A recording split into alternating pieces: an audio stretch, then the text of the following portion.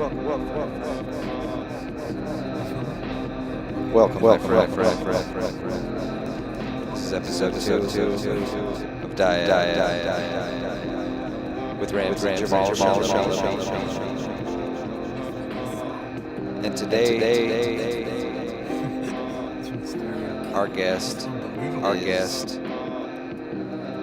Satyen Raja, and we are going to be discussing where Dyads come from. And if you're not familiar with Dyads, D-Y-A-D, just like this podcast is spelled, is kind of the name of a kind of practice that you do with another person. And we'll go into it in the podcast. It's sort of interesting where it comes from. And Satyan's a very interesting guy. He runs a company called WarriorSage. And they run kind of seminars, but in their own kind of special way. And anyway, here's my talk with Satyen Raja.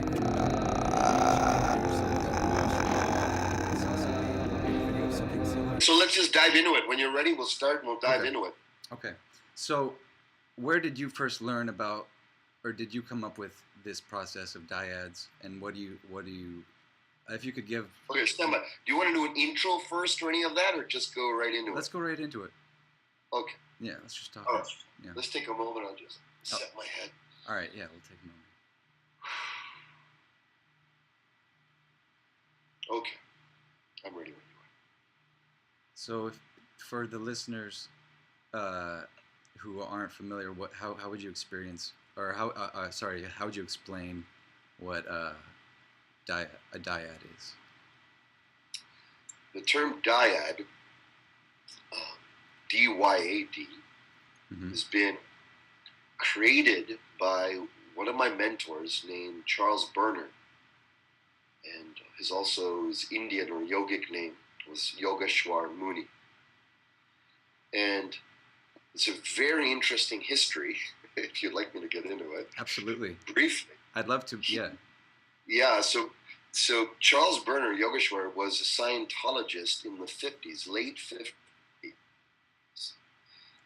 This was the beginning of counterculture, spiritual in its early days, represented the counterculture to traditional psychiatry, which was being practiced back then. Okay. And how it worked was you would have what they call an auditor, someone who had learned about their past, about history, about any areas in their life which they had challenges or something that they were stuck with. And the idea is that when someone is asking a repetitive type of question, then it calls upon the listener who's receiving the question to dive in and to have a response from within. And when that response comes, you get that response to the auditor. The auditor goes, okay, great, got it. And then we'll ask you more questions or keep drilling. Now, Yogeshwar had a falling out. Charles Berner had a falling out with Scientology in its early days because it started having its own political and inner stuff going on. That's a whole... They have so many things going on. Yeah. That's a whole fiasco in itself. We don't need to get into that. But we, like, some people might need to understand that Scientology started off kind of taking a whole bunch of different esoteric things, right? Yes. So in its original form, it was a synthesis and a distillation of many Eastern practices of the day that he had formatted and put. Not just him. I mean, the attribute has gone to Hubbard fellow, but it was actually Charles Berner and others. Many others were involved. Okay. In the creation of these technologies and methods. I see. My personal belief is somehow, whatever happened, they had a derailing in their philosophy, and so Yogeshwar, he went on his own. Then what happened was. He realized, well, it's very hard to create someone who's a highly skilled auditor. It takes years to have a very skilled, effective therapist, in essence. Yeah. And so he said, well, what are the powerful elements of why this is working, when it's working, when people are communicating? Mm-hmm. And he went into deep study in that and looked at it. And he came to realize that it's understanding is the key to transformation. When someone is really understood. So, you know, my grandmother, God bless her soul, she's passed on now, but my grandmother, my wife's grandmother, my heart grandmother, you know, when she would listen to us around stuff going on in our lives when we were young, right? Mm-hmm. She would just listen there with deep compassion, with deep empathy, and without judgment. And with her loving grandmotherly energy, would feel like after we had finished speaking to her and unloading, that somehow things felt better. The same thing Yogeshwar realized was that it was the power of understanding. So he said, well, we don't have enough auditors. What if we put together two people, have them face each other, and they both take turns? One partner gives an instruction, the other partner responds, and then you switch, you teeter-totter like a teeter-totter. Then the other partner, you switch positions, then the other partner will give the instruction, and the other one responds, and they go back and forth. And so he said, obviously they're not trained the same level, but let's see what would happen. And so in an experiment of the initial early raw Dyads, it was like, wow, people are actually receiving and understanding each other, and inner transformation is happening. So with this inspiration, he started dialing in the precision of the Dyads. He started looking at and testing what is the optimal time to do a Dyad. Should it be half an hour, 2 hours, 1 hour? Should it be 10 minutes? And he got to the point where the optimal Dyad is a 40-minute back and forth experience. And that took him a while to dial that in. Because he had a very scientific mind. He was not only a spiritually oriented being, he also had a very exact scientific mind from his science background. So he wanted to have... He was a psychologist? He wasn't a psychologist, but he was a scientist. Okay. He had scientific study and He was background. an Indian guy, or he just had this Indian name? He was given that Indian name by his guru. Yeah. But was he like a white guy? Yeah, he's an American guy. Okay. Named Charles Berner. Okay. Charles Berner. So when I say Charles Berner or Yogeshwar Muni, Yeah. I'm talking about the same person. I use those terms interchangeably. I see, As he did, you know? I see, yeah. So, you following me so far, the story up to this point? Absolutely. Mm-hmm. So, then he realized, oh my goodness, and he created this institute of ability after he broke away from Scientology and said there's a lot of philosophies and paradigms and their worldview he didn't agree with. He was more into just the truth element and the practical uses of methodologies rather than superimposing some interesting cosmology over it. So he got rid of the cosmology associated with it and took what he found and he said the Dyad, and then designed the Dyad to be the next level of processing work that people can do, psychotherapeutic, psychological, inner processing work. So then that was a good breakthrough. And then the next breakthrough he had was in the formation of the questions in a Dyad. Yes, that's what I'm really curious about, yeah. Right? So the formation of the questions is so valuable because he came to realize that one of the ways to have an optimum Dyad is to have it in a tell me format. So they don't become questions. They become orders. They become instructions. Yeah. Oh, yeah. Okay.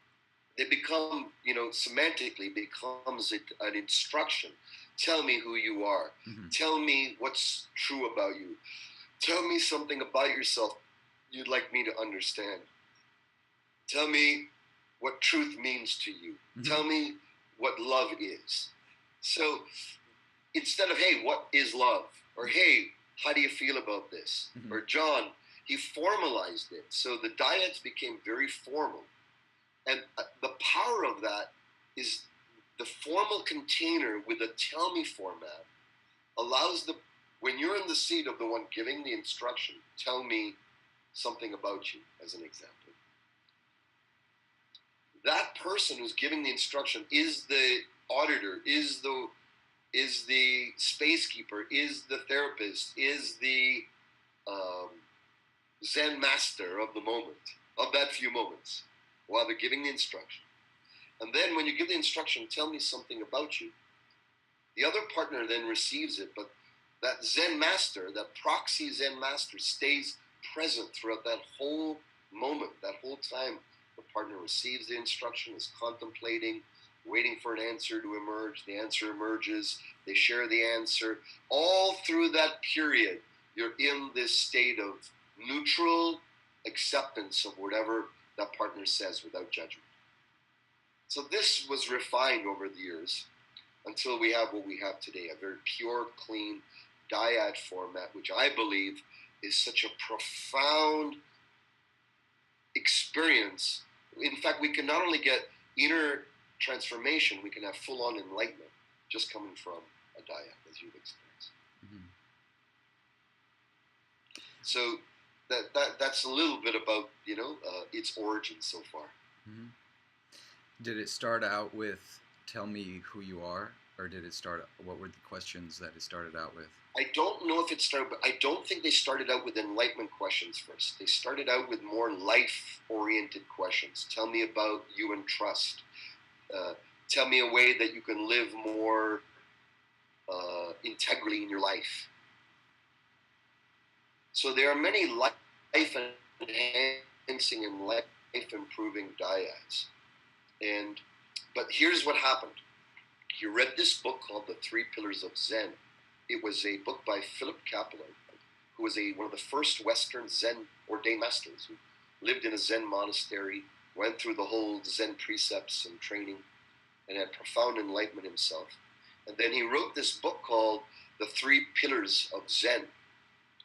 And back then, in the early 60s, there wasn't too much, or late 50s, much spiritual teachings coming from the East. It was just starting to come to the West. Yeah. And when he left, Yogeshwar Charles Bernard left Scientology and he went to India.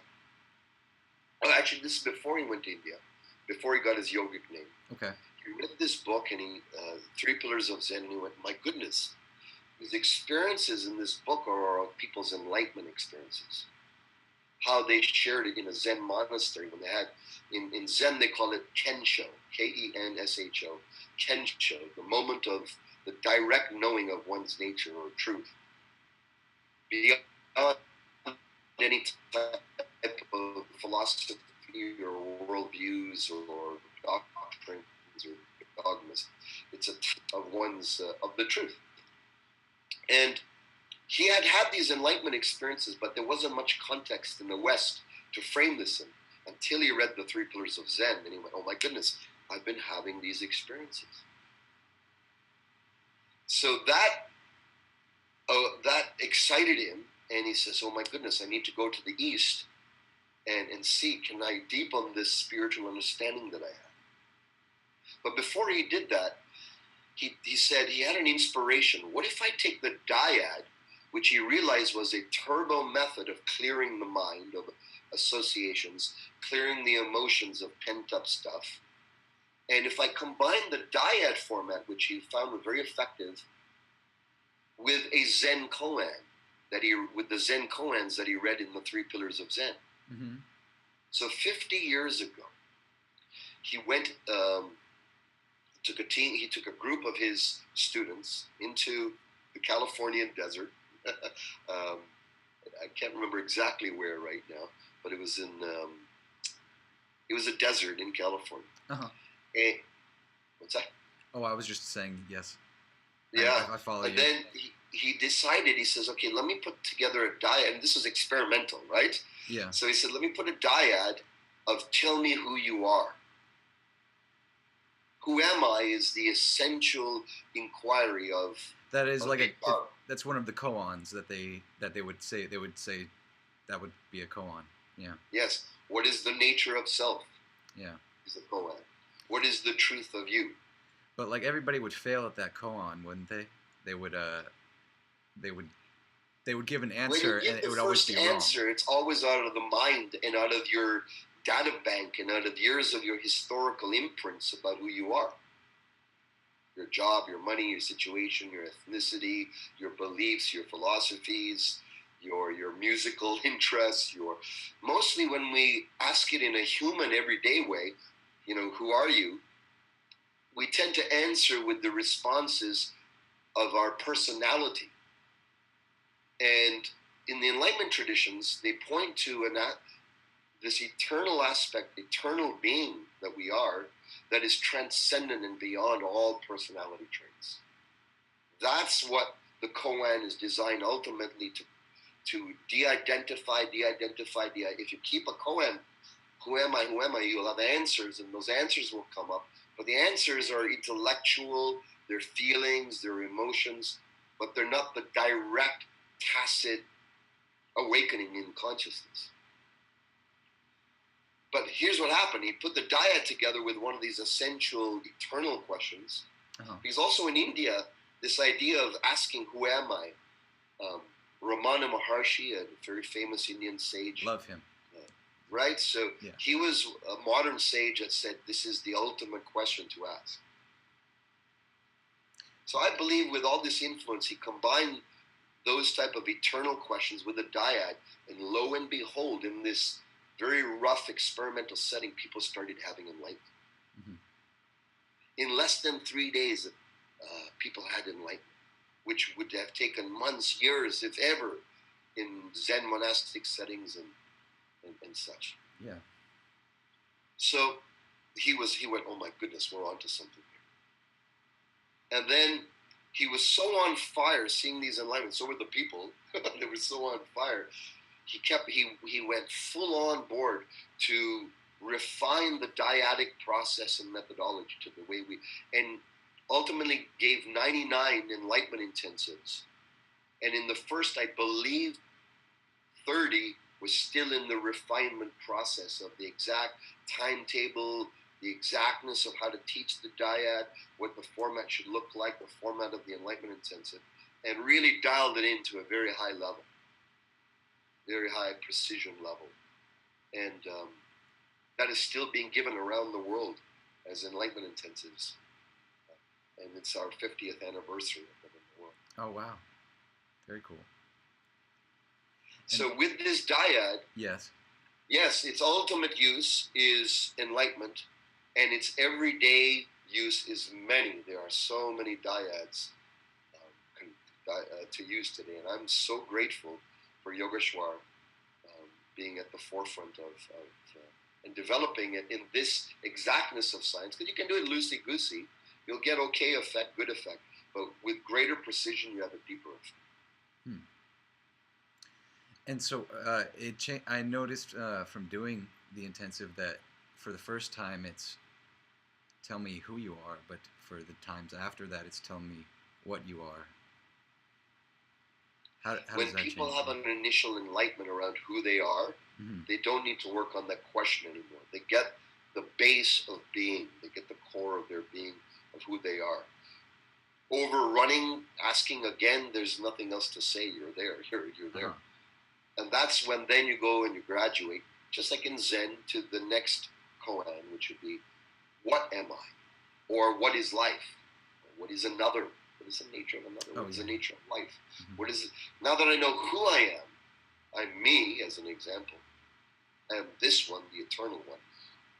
The what question is this, you're pointing to the same individual, but rather than asking who that individual is, you're asking what that individual is. So if I have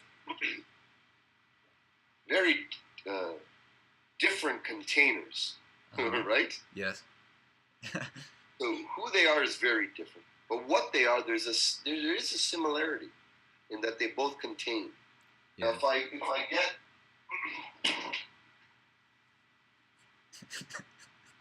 if I get this, two bottles, who they are, even though they're from the same company, right? Yeah. who they are is still unique. Mm-hmm. Right? If I look at the micro, you bring it down, you know, they're not this at a micro level. From this distance, they're the same, but at a micro level, the labeling slightly scratched more on this one. I mean, the you know, you'll see many differences. Yeah, they're different But bottles. Yeah. what they are, they share a sameness. Yeah. So now I can tell you, well, that's a spiritual being, yes, Mars. And you can give all the spiritual answers like every other great sage is given in the world. Uh-huh. But the power of the dyad is people get the answer themselves. That's transcendent of any answer. They go to the place where all these great wisdom masters have attained, which is the direct consciousness of truth. That's the ultimate power of what we're doing. I see. And then you know what? You also have affinity, you have connection, you have the ability to open up and have a place of trust where what you're sharing is being accepted and realized without judgment. Heck, that alone is profound for our soul. To have the other person there accepting and not giving anything, just being able to accept whatever you're giving. Yeah. Just saying thank you, right? And just saying thank you at the end, that was a big part of it. That's a very big part of it. Thank you means I understand. I understand, yeah. And I just kind of, and that I accept everything you said without... Doesn't mean I agree, it just means I understand. It's kind of a thing of love, too. It's like I accept everything that you just said with love. Yes. But not with any judgment. Yeah, just like yes. Yeah, it was a special experience doing that. I noticed... At first, I didn't understand what to do. I had to talk to one of the people there for a little bit and understand context or something a little bit more. Because it was like, what am I supposed to say to you? I ended up saying just anything. Well, that's sort of what the instruction was. It's kind of like just whatever's right there, that moment, go with that. And that was kind of helpful. But I noticed I just would start to say like just like stuff that looking back is like, why was I saying that to that person? I don't know. But then there was also moments if I would stare at the person, it would be like almost their face would start like melting. And what is all that about? So the deeper you go in a dyad, you have greater divine contact with each other. Contact from being to being, not personality to personality or just body to body. But you start getting deeper and deeper into being and connecting from your being to the other person's true being. And when that happens, phenomena can start arising. Lights, things fading, you can see faces change and morph and all these. Traditionally, these things are considered distractions and not to be latched onto and followed because of the... Or to be expected or anything like that. Yeah, they're just a distraction. It may happen, it may not, but it doesn't mean really much. So in Dyads, we don't put much value on the phenomena or the energy or the light or any of this that gets released. We accept that as part of the process, but we stay disciplined in keeping the formality rather than going off and getting... distracted. Zen masters would say you're getting seduced by like temptation demons or something. Yeah, not even demons. You're getting seduced and tempted by bells and whistles of things that aren't really truth, but appear fascinating. Yeah.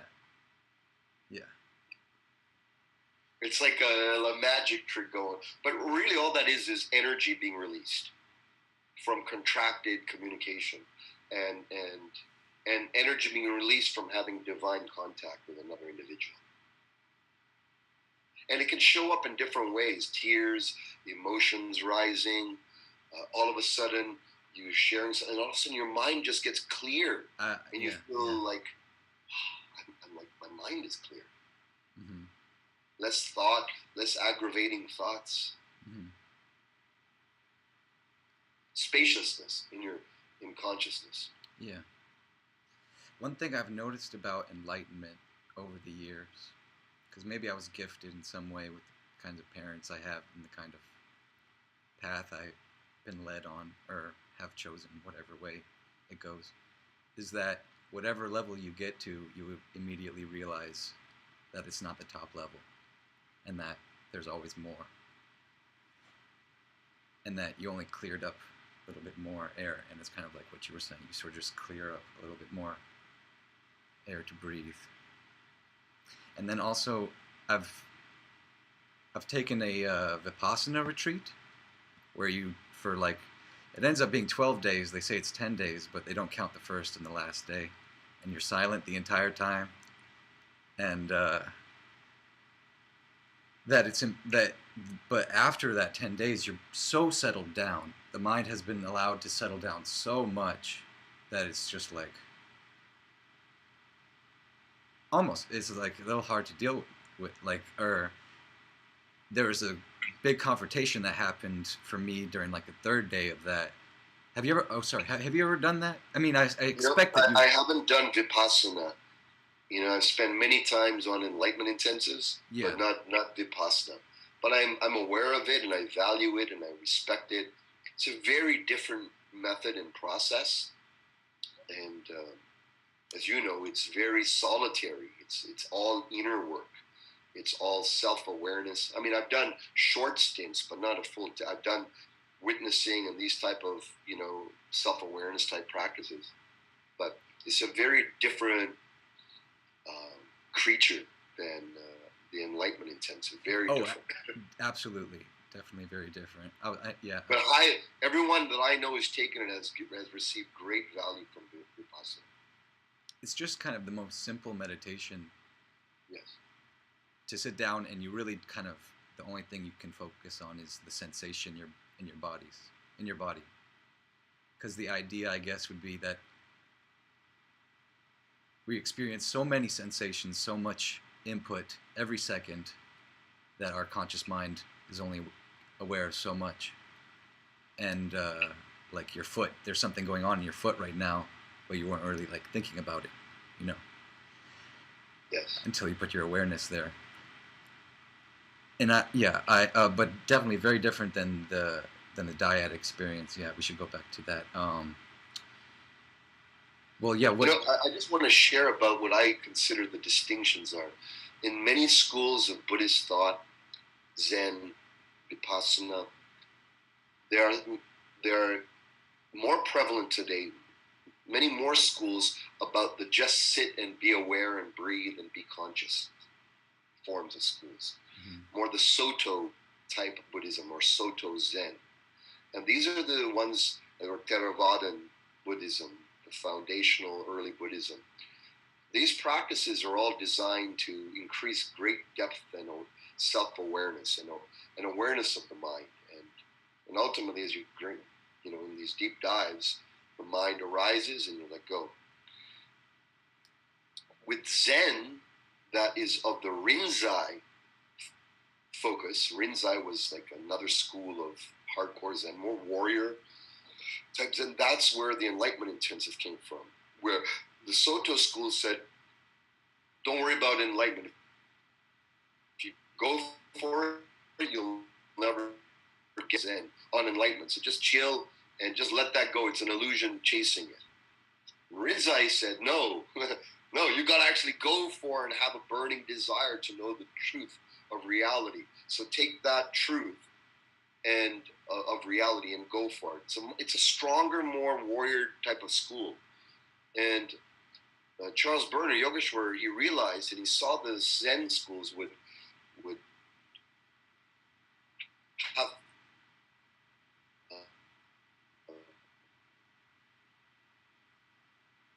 and there was more contact. Oh, sorry, it kind of broke up. It kind of broke up there. I think I missed a bit of what you said. The Zen. Yeah, so I was saying there was more contact in a dyad, and the idea is in Rinzai you really go for the truth. So you take a koan. You don't take a koan in Soto Zen.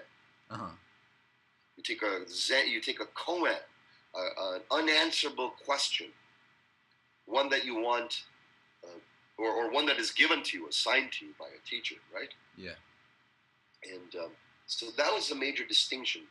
in the work that we're doing with Dyads, we're actually going for the direct experience of truth rather than just sensational awareness, which has its great merit, but it's a different angle of approach and a different, I believe, a different area of cultivation, both obviously complementary. Yeah. I'm just thinking about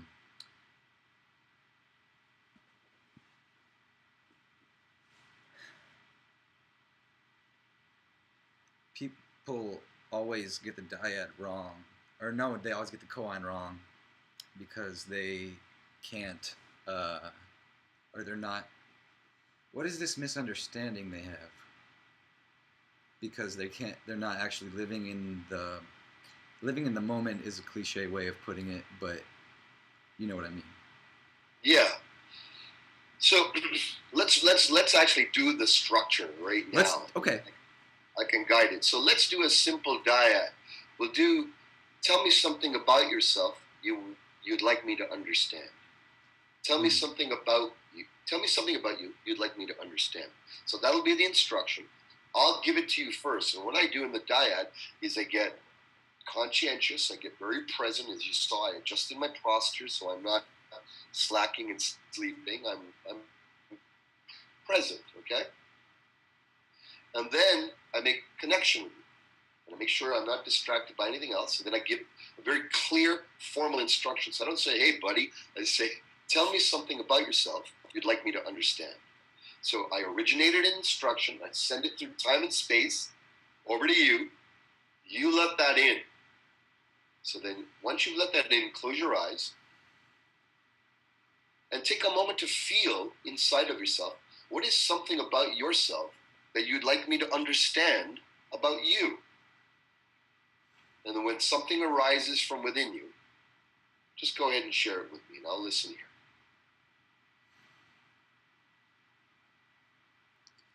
I think what, I guess what comes up is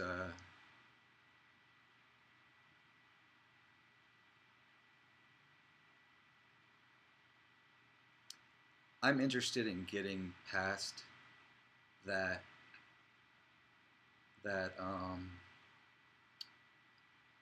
level of this kind of spiritual talk and spiritual work.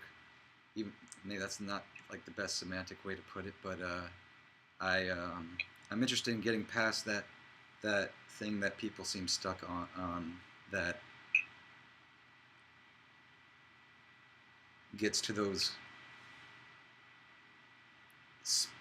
I guess cliches.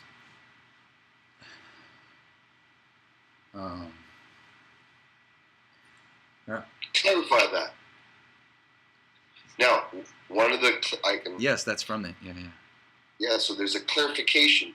So in a dyad, if I'm not clear what you're saying, I'm not fully understanding it, I can say clarify that. If I miss what you said, because the internet popped off or whatever, right? There was a distraction. I say it again. And if it's a big thing that you're saying, I can say summarize that just to help me understand. Okay. So in this case, clarify that. I guess I was saying that. Yeah, I kind of don't know what maybe I should go inside deeper. I'll give the instruction again. Tell me something about yourself you'd like me to understand. I don't know.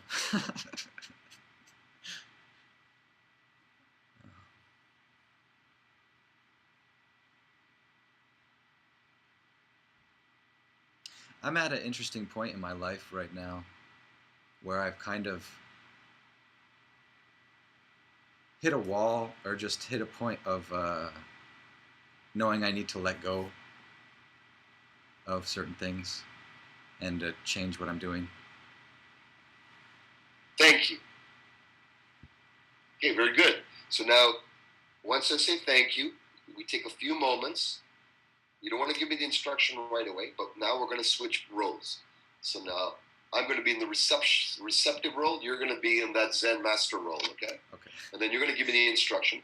Tell me something about yourself you'd like me to understand.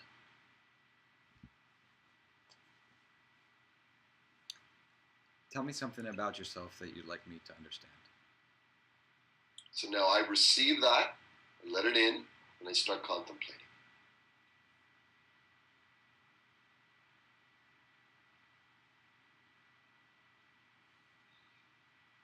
I'm actually very inspired to, you've fired me up in this conversation about enlightenment intensives and illumination intensives.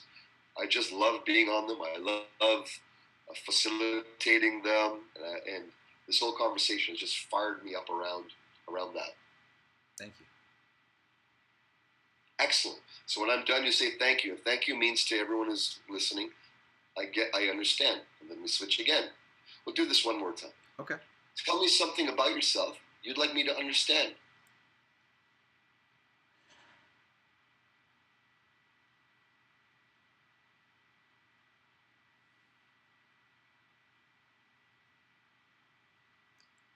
I had experiences in Mexico on that WarriorSage trip in Mexico that enlightened me to the fact that energy systems in your body are actually perceivable and aren't just like something to be talked about, just like, oh, your chakras or whatever it is,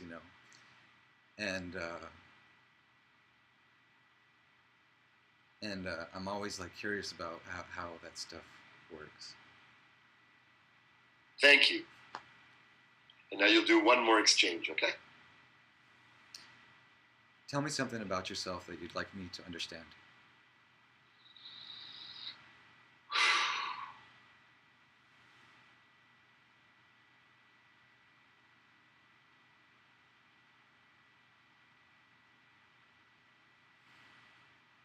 Knowing that you're in San Diego, I'm looking forward.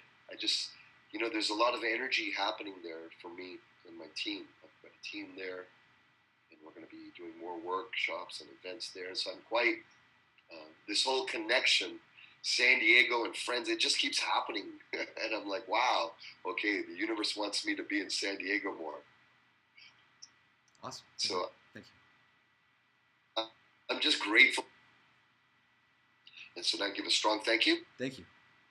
And now we'll come to an end. So that was an exchange going back and forth twice.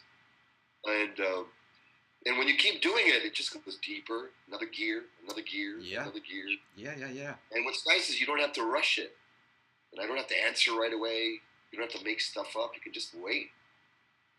So it's a very powerful practice to learning to tune into yourself. And also great practice in learning how to speak to another and collect your feelings and thoughts so you're getting across yourself to others. Yeah, and it's a deep question, too, because it really kind of makes you think. I know I screwed up there for a second. I said awesome instead of thank you. But actually I got a great insight just doing 2 questions and how that works, because I hadn't done it in a long time. And that has you just get to the next level, like you start to understand what the situation what situation is and everything. That's very fascinating, very enlightening. I guess I'd like to talk a little bit about esoteric stuff, because you got so many books there and so much knowledge of all this stuff. What do you think about... They're all fake. I just put it there to make you look smart. It's just for show? Make me feel smart. Okay. But I've kind of wanted to read Aleister Crowley's Magic, Book 4. I've read it. I've read it. I think in pieces before, and he's basically just going through doing yoga, doing mantra meditation, doing it every day, very disciplined.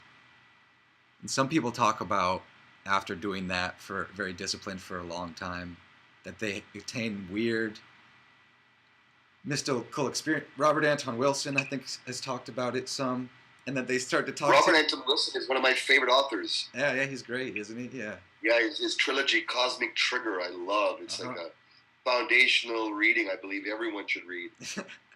He was a deep guy. but he would talk about after doing those experiences that he even started to talk to like another dimensional person. And I don't know what I don't know if you have any experience or thoughts on that.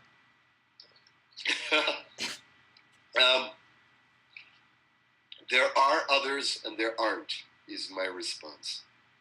So,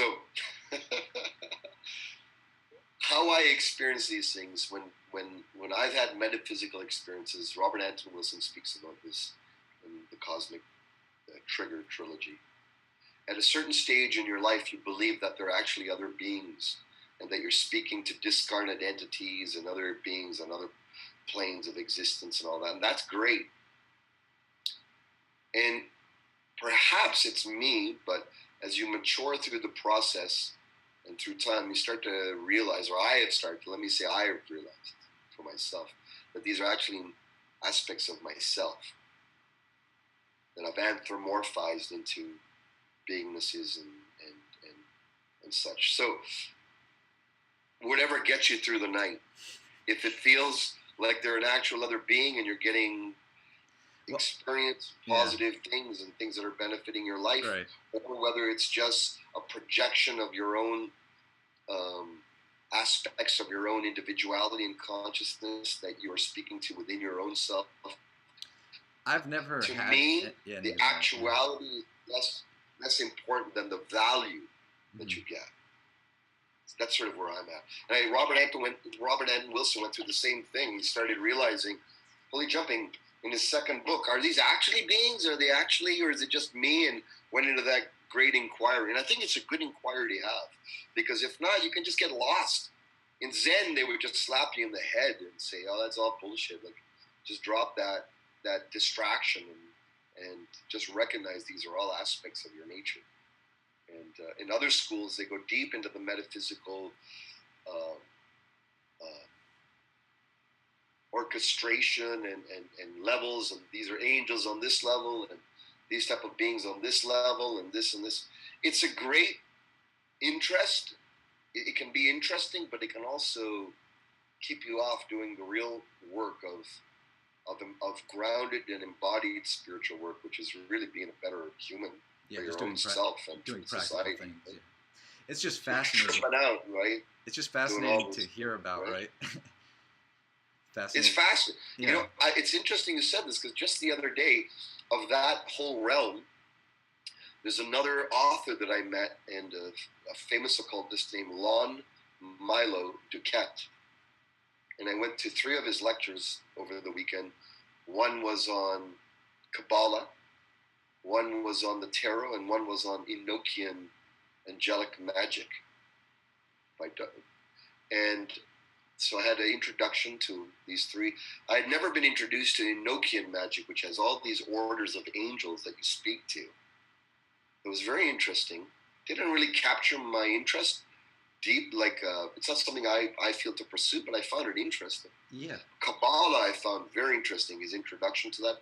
Mm-hmm. I've been exposed to it before, but and the parallels of that to Eastern spiritual wisdom traditions I found fascinating, because truth is truth. Tarot I've studied when I was a young fellow, and but this fellow, I recommend everyone read his stuff. Very accessible, very fun read, humorist.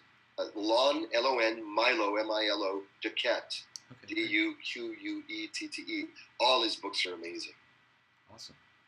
Very wise man with a lot of humor. I've never experienced any of like this kind of supernatural stuff. That's why it seems fascinating to me, because it seems like from another, almost like a comic book world, you know, not a world that I live in. I have friends who see these type of beings and entities and speak with them all the time. Yeah. And I just accept it. I don't judge it. I don't say you're full of shit or not. If there's value in the communications that are really life affirming and grounded, if they say, hey, run around the block, go to planet Zeton, come back and you know, kill your bird, well, I wouldn't listen to it. I mean, I'm exaggerating, but some people hear it to that level, right? You hear crazy stuff. Yeah, some people. But if it's things like that are wholesome and feel right to you, and then at the end of the day, it's value. Mm-hmm. So they might be crazy, but it's at least good crazy. or they might be seeing far more fields of reality than our myopic viewpoint. Might be true. I don't know if we'll ever know. Okay. You personally, you don't experience it yourself. I experience all of it. How I frame it, I don't. Okay. So I've experienced these other beingnesses and realms and so forth, and medicine journeys and sacred plant medicine journeys. I've experienced metaphysical experiences of other beingnesses communicating with me and such. That was more earlier in my life. And where I'm at now is I see them more as aspects of my innermost being that I'm communicating with.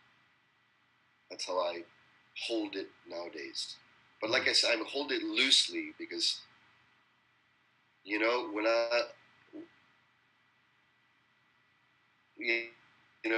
you met me, we met a decade ago.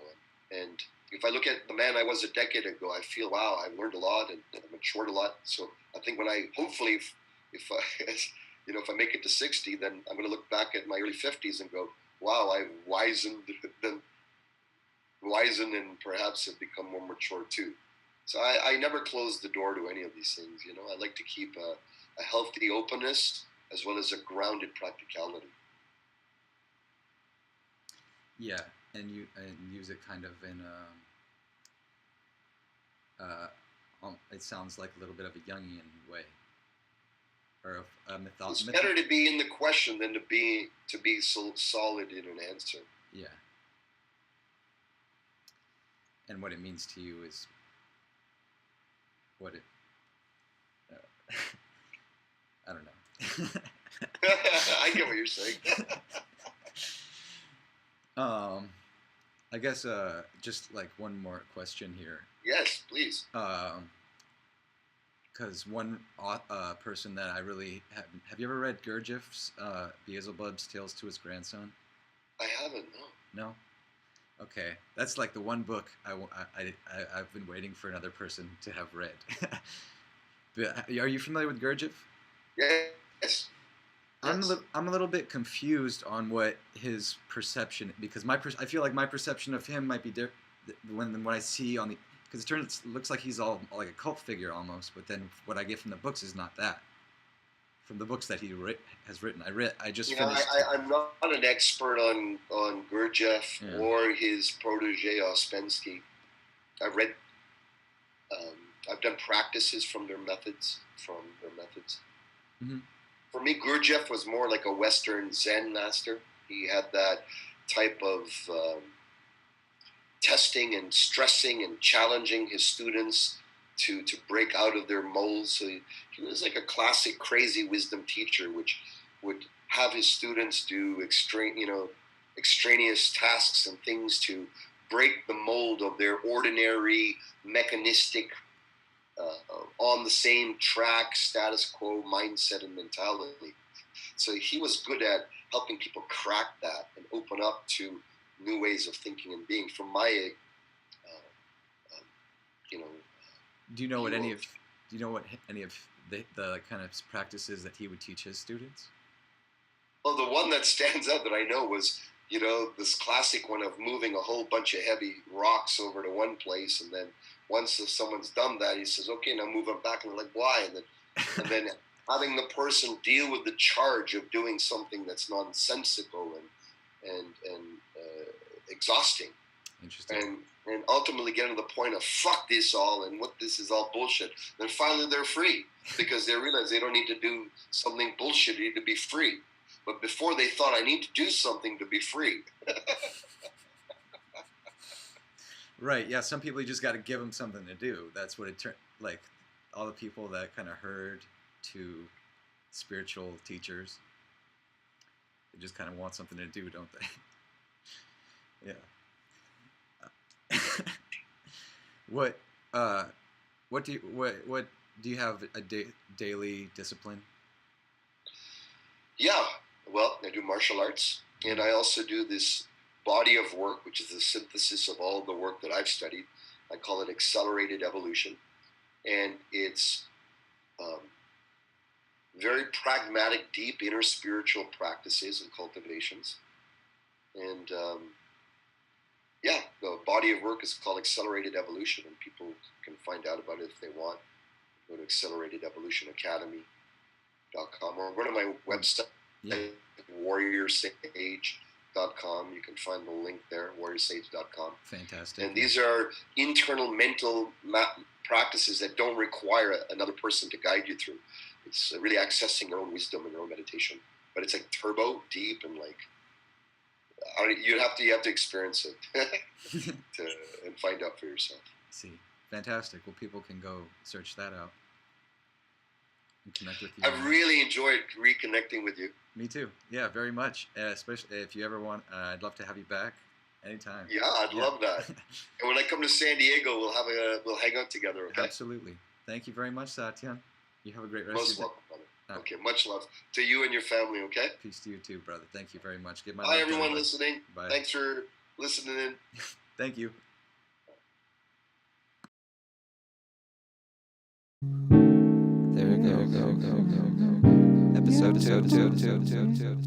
Hope y'all enjoyed it. And we'll see you next time.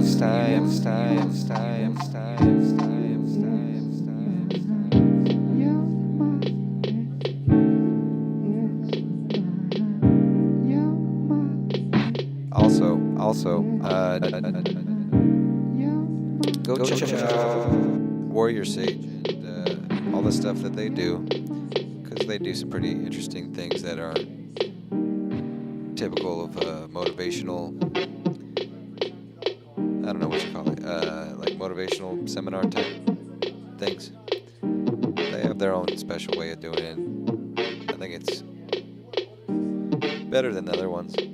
So I'd recommend them. And, yep. God bless you all. Good night.